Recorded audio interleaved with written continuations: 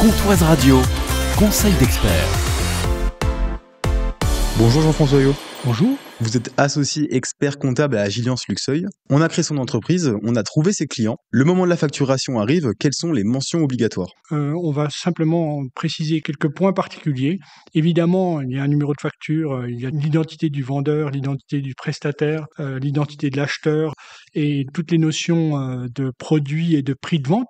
Mais il y a quelques mentions qui doivent quand même figurer et qui ont une particularité. Il y a notamment le numéro d'identification TVA, qui en fait est un numéro important à mentionner sur ces factures, puisqu'en fait elle permet d'obtenir une exonération de TVA, par exemple, lorsque l'on travaille en service intracommunautaire ou en prestation et vente intracommunautaire. Deuxième mention sur laquelle on peut attirer l'attention par rapport aux mentions obligatoires, c'est effectivement les informations sur le paiement.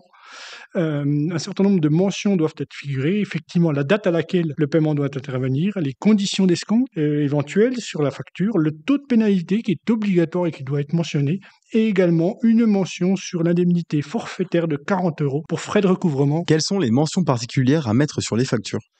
On peut parler par exemple de mentions particulières pour les auto-entrepreneurs en matière de franchise de TVA. Obligatoirement sur la facture doit figurer cette mention TVA non applicable, article 293B du CGI. Il existe également une mention obligatoire lorsque l'entreprise travaille en sous-traitance et qu'elle ne facture pas la TVA, et automatiquement doit être indiqué sur cette facture une autoliquidation de la TVA. Merci Jean-François Yo. Merci. Vous êtes associé expert comptable à Agiliance Luxeuil.